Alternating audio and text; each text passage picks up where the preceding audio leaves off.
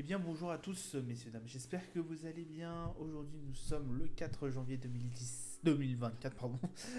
Il est exactement 21h17, on est pratiquement juste un peu avant la clôture de Wall Street. Écoutez, les marchés, en tout cas européens, ont tous clôturé. On a un CAC 40 qui a fini à 7450 points, plus 0,52%. L'Eurostox plus 0,58, on est à 4474 points. Le DAX plus 0,48, on est exactement à 16 617 points. Le FTSE plus 0,53, 723 points. Pardon, le Dow Jones plus 0,29, 37 539. Le Nasdaq moins 0,25, 14 555. Le Nikkei 225 moins 0,53, 33 288. Le pétrole Brent qui ralentit un peu moins 1,11%. On est à 78 dollars hier. On n'est plus qu'à 77,57 $. Le 11 d'or 2044,19 $. L'euro USD à 0,94. Le Bitcoin qui remonte 44 000 $, 0,67. Palmarès du SRD, on a Bureau Veritas qui fait un plus 2,84, Ruby qui fait un plus 2,74, Wendell un plus 2,71 au niveau des plus fortes baisses, Sartorius qui fait un moins 2,21, X Fab Silicon moins 2,74 et ST Microelectronics moins 3,95. Alors que s'est-il passé aujourd'hui? Déjà on a réussi pratiquement à revenir sur les 7500 points, même si ça s'est un peu écroulé par la suite. Mais voilà, il fallait quand même le souligner. Alors on a eu aussi le poids lourd, hein, forcément, qui nous a un peu aidé. Total Energy qui a bien quand même monté aussi. Hier, grosse descente au niveau du Nasdaq parce que évidemment on a eu Apple qui a été dégradé. Ça, vous pouvez voir sur la vidéo précédente. On a eu aussi beaucoup de résultats au niveau européen. On a eu l'inflation française qui a été pas si mal que ça, j'ai envie de vous dire. L'enquête ADP sur la création d'emplois dans le secteur privé américain qui a montré qu'il y avait effectivement plus d'emplois que ce qu'on attendait. Alors il faut prendre toutefois cette mesure entre parenthèses puisqu'effectivement c'est sur un mois. Le mieux c'est de le prendre sur 3 mois, hein, selon certains analystes. Donc voilà, elle a été pas si bien interprétée que ça. On fait quand même attention parce qu'il y a quand même beaucoup plus de création d'emplois que ce qu'on attendait. Et forcément, ça va pas forcément avec cette réduction d'inflation qu'espère la Fed. Donc voilà ce qui nous a un peu motivé sur les marchés. On fait tout de même très attention puisque demain on aura notamment une très grosse séance. Regardez sur le calendrier d'annonce économique tout ce qu'on aura. Et écoutez, on a les confiances des consommateurs qui tombera à 6h du matin au niveau du Japon. Le taux d'inflation italien et ainsi qu'européen qui va tomber sur les écoutes des 11h, 13h30. On aura le taux de chômage au niveau du Canada et après ça sera les niveaux des indicateurs US qui vont tomber. L'ISM service qui sera très très attendu, 16h, 14h30, les paiements non agricoles, donc tout ce qui est emploi, chômage, pardon, entre parenthèses, donc qui sortira à 14h30 et l'IV PMI au niveau du Canada à 16h.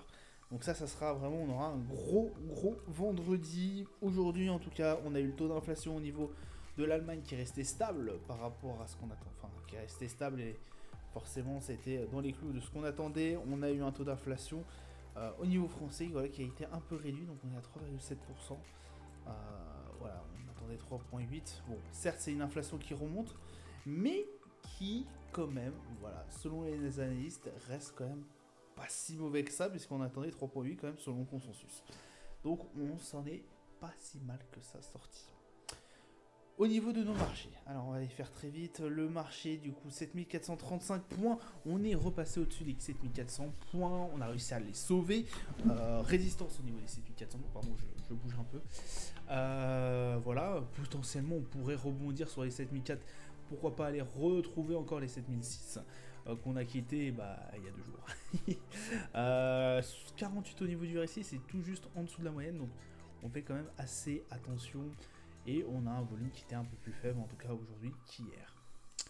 Le Brent, on a reperdu un peu les 78 $, on est redescendu à 77. On a retouché à un niveau où j'avais pris position. Bon, voilà, on va pouvoir potentiellement se satisfaire d'un niveau comme ça. J'espère que dans les prochaines semaines, dans les prochains jours, on aura un Brent qui va redescendre. et ça pourrait nous tirer un peu d'affaire. Le MACD en tendance baissière et le RSI aussi 46. Au niveau du 11 d'or, on a un léger rebond, alors un léger, très léger, oui, 2043,85 $. Alors après, on est toujours en cotation au niveau du 11 d'or. Le MACD, bon, qui reste toujours sur une tendance haussière grossièrement, mais voilà, on est sur 4 séances de baisse si on compte pas celle-ci, si on compte pas cette séance-là. Le RSI à 53, je partirai toujours sur de l'achat au niveau du 11 d'or. C'est potentiellement la capacité d'aller retrouver les 2100 $ qui pourraient être intéressants à essayer d'entrevoir. Mais voilà, rester prudent, j'ai préféré mettre mes billes sur le Brent en tout cas et le Nasdaq.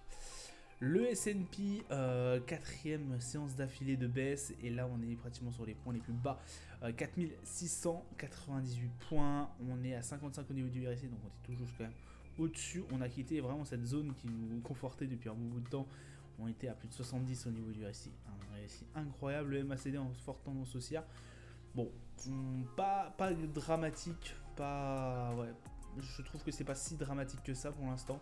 Le S&P qui peut très bien tomber aux alentours des 4630 points et puis repartir après. Une fois qu'il a touché ce niveau là, ça peut être reparti. On fait attention, on a une moyenne mobile 20 là qui se trimballe juste là où on est, donc on fait attention, ça peut jouer une petite résistance, et on est aux alentours des 4700, donc un chiffre rond. Et en plus ici, comme vous pouvez le voir, c'est une petite résistance qu'on pourrait apercevoir juste là, hein. Donc vraiment sur ce niveau là assez complexe, on peut rebondir sur un niveau comme ça au niveau du S&P. Le Nasdaq qui lui creuse encore un peu plus sa tombe. Alors attention, on était sur 5 jours d'affilée. Je vous ai vu qu'Apple m'a bien remis aussi un peu dans la mouise, puisqu'on est en achat au niveau du Nasdaq. Je ne perds pas confiance forcément, puisque voilà, j'espère toucher un petit profit quand même. Après on va voir si ça dégringole aussi fort, qu'on aille limite chercher les 15 851 pour que je coupe la position. Écoutez, je le ferai. 16 323 points pour l'instant. Bah écoutez, voilà, on espère que ça va passer, hein, mais il n'y a pas de raison en tout cas pour que cela ne passe pas. J'ai encore un peu de confiance dans le Nasdaq, et bon voilà, ça faisait quand même 3 grosses séances d'affilée que le Nasdaq tombe. À voir si là il serait capable de remonter, mais bon voilà, 48 au niveau du RSI, on est juste en dessous un peu de la moyenne, mais je y crois toujours, et le MACD en tendance haussière. Pour finir, le Dow Jones, qui hier a fini en belle baisse. Alors belle baisse, je tiens à mettre en guillemets quand même, ça reste assez solide par rapport aux baisses qu'on a eues, notamment sur le Nasdaq et le S&P. Là on avait potentiellement une hausse à faire, ça a été un peu grignoté, 37 497, donc ça reste quand même très correct. On remarque bien au niveau du RSI, 67 au niveau du RSI, ça reste quand même assez fort, et le MACD en tendance haussière. Bon écoutez, le Dow Jones s'en sort plutôt comme un roi, hein. Voilà, c'est vraiment l'indice phare pour l'instant de ces marchés US. Le Dow Jones s'en sort pas trop mal. Voilà, ça sera tout pour moi pour aujourd'hui. Je vous souhaite une excellente soirée, une bonne journée à vous. Je vous dis à plus tard. Ciao ciao.